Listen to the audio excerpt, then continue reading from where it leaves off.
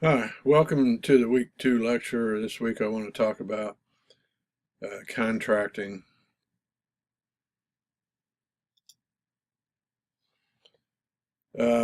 Certainly contracting is one of the most important steps in consulting. It seems that errors or omissions in contracting end up haunting you in delivery. And for example, I always include project evaluation in contracting because client may not have existing measures, so you may need to establish a baseline measure before you start doing any work, so you'll have a point of comparison. And it provides an opportunity for the client to agree with the type of measures used. Now, the client's presenting problem is their version of what's wrong, and sometimes they also have a version of a solution that they want to go along with that. It's often presented as a gap analysis, which is the difference between actual and desired results, which I'll talk a little bit more about that here in a little bit. Clients also typically have blind spots regarding the nature of the problem, and especially if they don't look at the organization as a system, because they may place too much importance on one area of the organization, and typically it's workers, and it comes across as blame. And you often hear this where the client will say things like, well, if they could only fix this, one part of the organization that's a problem, then everything would be okay. This reminds me of a story. I was hired by a manufacturing organization to deliver problem-solving training to their machine operators. And so their problem was too much machine downtime. And so when I went in there and talked with the leaders, I said, let me get this straight. You have too much machine downtime, and so you want me to deliver problem-solving training with the machine operators, and afterwards you expect there'll be less downtime and more uptime at the machines. And they said, yes, that's exactly right.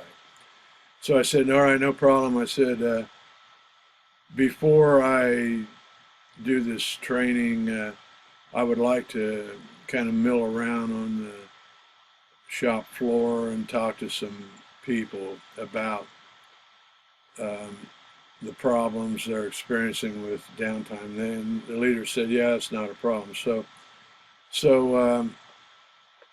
the very first thing I did was I went down into the manufacturing area where the operators worked, and I was just kind of hanging out, waiting to see if a machine would go down. And sure enough, eventually a machine did go down. So I went up to the operator and I introduced myself, and I asked him, I said, hey, is your machine down? And he goes, yeah. And I said, do you know why? And this operator gave me a very technical explanation of what was wrong. Whereas he knew exactly what was wrong with the machine. I really didn't understand what he was saying, but I could tell he could understand. And then I asked him, I said, well, what do you do when this happens? He says, well, I tell the supervisor, and then I wait until a machine repair person arrives to make the correction. So I thanked him for sharing this information. I went up to the supervisor and I said, did an operator just inform you that their machine was down? And the supervisor said yes. And I said, well, do you know what's wrong? And the supervisor gave me the same technical explanation, very detailed. Once again, I didn't understand it, but I knew he did. And so I said, well, what do you do when this happens? And he said, well, I phone the maintenance department, and basically wait on a machine repair person to show up, and then I direct them to, where the problem is. And so I thanked him for sharing this, and I asked him, I said, where is the maintenance department? And he pointed the way. So I take off down the aisle, and eventually I'm in the maintenance department, and I'm just kind of hanging out, milling around. I see someone who looks like the supervisor, so I went up and said, "Hey, are you supervisor of maintenance?" And it turns out he was.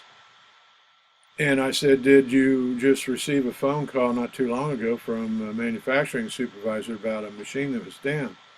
And he said, "Yes." And I said, "Well, do you understand what's wrong with the machine?" And he said, "Yes." And he gave me this technical explanation. That's the third time I've heard it, and it was very detailed, and I still didn't get it, but I knew he knew what he was talking about. So I asked him, I said, "What do you do?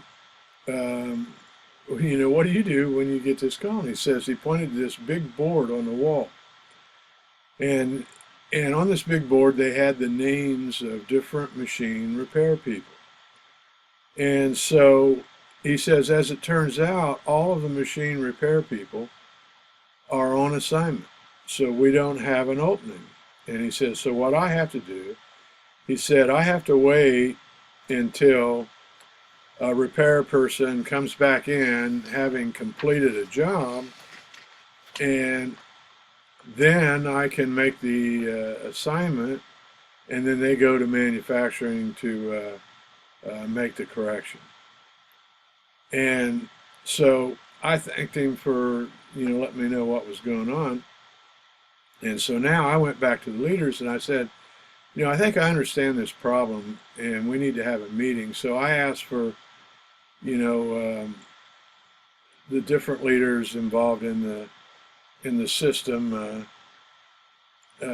together for a meeting. So I kind of explained my experience with them, and I said, the real problem here, it's not with the operators. The operators understand what's wrong with the machines. I said, it's not with the supervisors, it's not with maintenance, and maintenance response time was good. I said, the problem is that when all of your machine repair people are assigned, then a machine basically is in wait until a machine repair person returns to the shop ready for the next assignment. I said, what you need a procedure for what to do when all the machine repair people are assigned. Well, they talked about it, and after a while they decided, well, they had people who were qualified to do the work that were working in facilities maintenance, and that they could be used when all the machine repair people were busy, and this would bridge the gap until someone had an opening. So anyway, they did that, and when they did that, that fixed their problem, and their downtime came down. And I didn't do any training.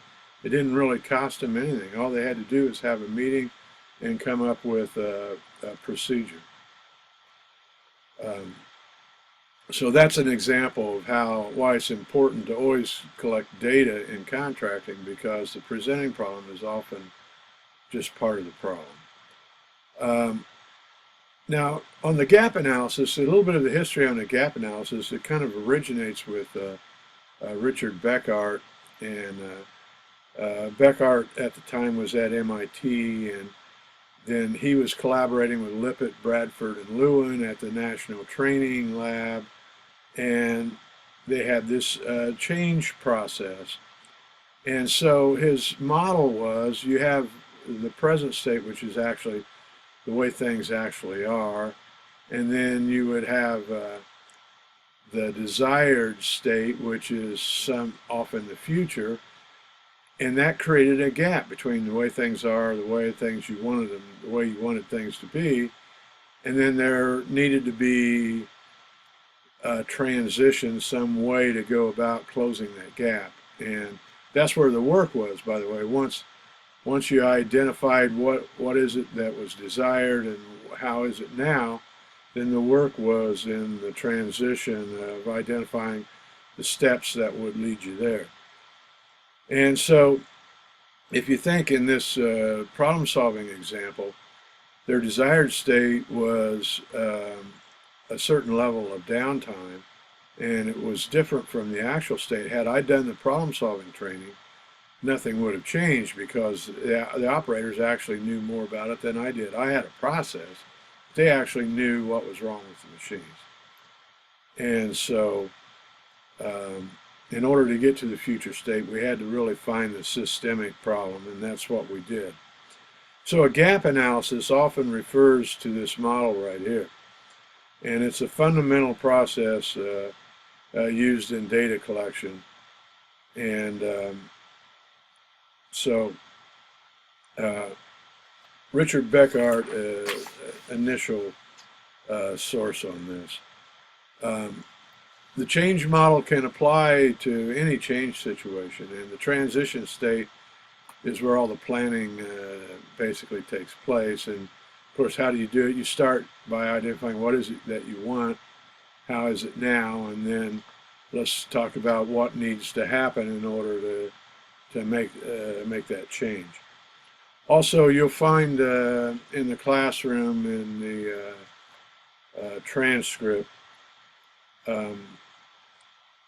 the Flawless Consulting book has some online resources that support contracting, and I listed the links there so that you can access those links. Thanks.